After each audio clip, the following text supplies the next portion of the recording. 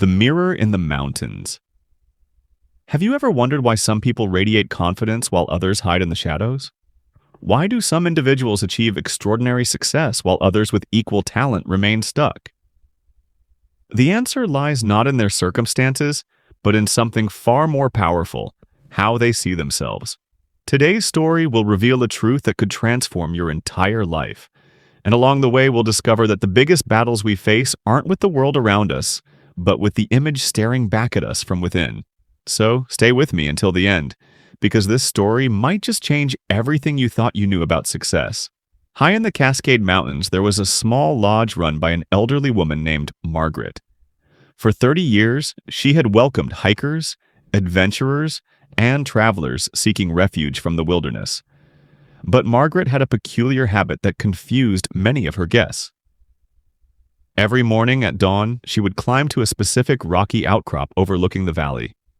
There, she would stand before a naturally formed pool of crystal-clear water, a perfect mirror created by the mountain itself. And she would simply look at her reflection for exactly 5 minutes. No meditation, no prayer, just looking. One autumn, a young woman named Sarah arrived at the lodge. She was a talented graphic designer from the city who had lost 3 major clients in 6 months. Her portfolio was excellent, her skills were sharp, but something wasn't working. She had come to the mountains to escape, to hide from her failures. On her second morning, Sarah noticed Margaret making her daily climb. Curious, she followed at a distance and watched the old woman staring into the mountain pool. When Margaret returned, Sarah asked, "What were you doing up there? Are you meditating?" Margaret smiled. "No, my dear. I'm remembering who I am." Sarah frowned. "I don't understand. Don't you already know who you are?" "I do," Margaret replied. "But the world has a way of making us forget. Every criticism, every setback, every failure tries to rewrite our story. That pool reminds me of the truth." Sarah didn't quite grasp what Margaret meant, but the words lingered in her mind. That afternoon, Sarah sat in the lodge's common room, laptop open, staring at a blank screen. She was supposed to be working on her personal website, but every time she tried to write about her services, she felt like a fraud. Who am I to call myself an expert? I just lost all my clients. I'm probably not even that good. Margaret walked by with a tray of tea and noticed Sarah's paralysis. "Still stuck?" she asked gently. "I don't know what to say about myself," Sarah admitted. "Every time I try to write confidently, I feel like I'm lying." Margaret set down the tea and sat beside her. "Tell me, when you look at your design work, what do you see?" "I see potential. I see places where I could have done better." "And when your clients looked at your work, what did they see?" Sarah paused. "They usually loved it. That's what confuses me. They'd rave about the designs, but then they'd leave anyway." Margaret nodded knowingly. "Did you ever consider that they left not because your work wasn't good enough, but because you didn't believe it was?" Sarah felt something shift inside her, but she wasn't ready to accept it. "That doesn't make sense. My belief shouldn't matter if the work is good." "Shouldn't it?" Margaret asked. "When someone is unsure of their own value, people sense it. It's like a crack in a foundation. Invisible at first, but eventually the whole structure feels unstable." Over the next few days, Sarah noticed something peculiar. Whenever Margaret interacted with suppliers, repair workers, or even difficult guests, she carried herself with quiet certainty.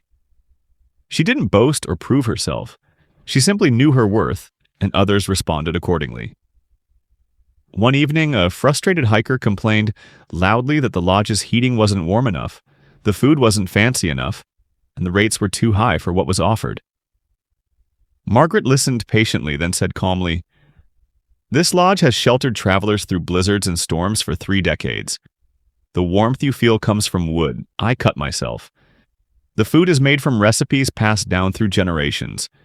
And the rate reflects 30 years of experience, keeping people safe in these mountains.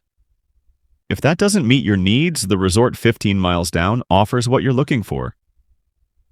The hiker stammered, then quietly said, No, no. I'm sorry, I was just frustrated from the hike. This place is actually quite special. Sarah was amazed. Margaret hadn't gotten defensive or angry. She had simply stated her value with absolute conviction, and the complainer had immediately shifted. That night, Sarah couldn't sleep. She kept thinking about how she handled client negotiations. Negotiations. Always apologizing, always offering discounts before they even asked, always diminishing her expertise with phrases like, "I'm still learning," and "I hope this is okay." I've been teaching people to undervalue me, she realized with startling clarity. The next morning, Sarah woke before dawn and climbed to the mountain pool herself. She stood before the natural mirror and looked at her reflection. At first, she saw what she always saw. Someone trying to prove herself. Someone afraid of being discovered as not good enough. But then she tried something different. She spoke out loud to her reflection. You have a degree from one of the best design schools in the country. You've completed over 50 successful projects. Your work has won awards. Clients have built entire brands on your designs. You are not a beginner. You are not lucky. You are skilled, experienced, and valuable. The words felt strange at first, almost arrogant, but as she kept speaking, something inside began to shift. The reflection looking back at her started to change, not physically, but in essence. She was seeing herself through a different lens. When she returned to the lodge, Margaret was preparing breakfast. You went to the pool, she observed with a knowing smile. I did, Sarah said. I think I'm starting to understand. Understanding is only the beginning, Margaret said. Now comes the harder part, living like you believe it. Sarah spent the next week at the lodge, but instead of hiding, she worked. She rebuilt her website, but this time she wrote with confidence. She didn't apologize or hedge. She stated clearly what she offered, what she had accomplished, and what working with her would provide. She reached out to one of her former clients, and instead of asking what went wrong, she asked if there were opportunities to work together again, positioning herself as a professional offering valuable services, not someone desperate for validation. The response came within an hour. We actually regretted letting you go. We'd love to discuss a new project. Sarah stared at the email in disbelief. Had it really been that simple? Had her own uncertainty been the invisible barrier all along? Before leaving the mountains, Sarah returned to the pool one last time. Margaret joined her. This pool taught you something the world rarely does, Margaret said. It showed you that your worth doesn't change based on circumstances. The mountain doesn't doubt itself when storms come. The trees don't question their purpose when seasons change. And you don't lose your value when clients leave or projects fail. Sarah looked at the elderly woman with deep gratitude. How did you learn this lesson? Margaret smiled. I used to be a corporate lawyer in Seattle, successful on paper, miserable in reality. I worked endless hours, but I never felt good enough. Then I inherited this lodge from my aunt. I came here planning to sell it and go back to the city. But one morning, I saw my reflection in this pool, and I didn't recognize the exhausted, defeated woman staring back. That day, I made a choice. I chose to see myself differently, and everything changed. You gave up a law to run a mountain lodge? No, Margaret corrected gently. I gave up trying to prove my worth to become someone who simply knows it. 6 months later, Sarah's design business had transformed. She had doubled her rates, tripled her client base, and most importantly, she worked with a confidence she'd never felt before. But the change wasn't in her skills. Those had always been there. The change was in how she carried herself, how she spoke about her work, and how she valued her own expertise. People responded to the shift immediately. When you believe in your worth, others believe in it too. Sarah never forgot the lesson from the mountains, and years later, when she mentored young designers, she would tell them, your greatest competition isn't other designers. It's the version of yourself you see in the mirror. Change that reflection, and you'll change your entire life. The truth is simple but profound. We don't see the world as it is. We see it as we are. If you see yourself as lacking, you'll find evidence everywhere.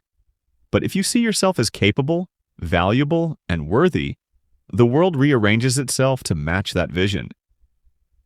Your thoughts create your reality, not because of magic, but because your beliefs shape your actions, your words, and how others perceive you.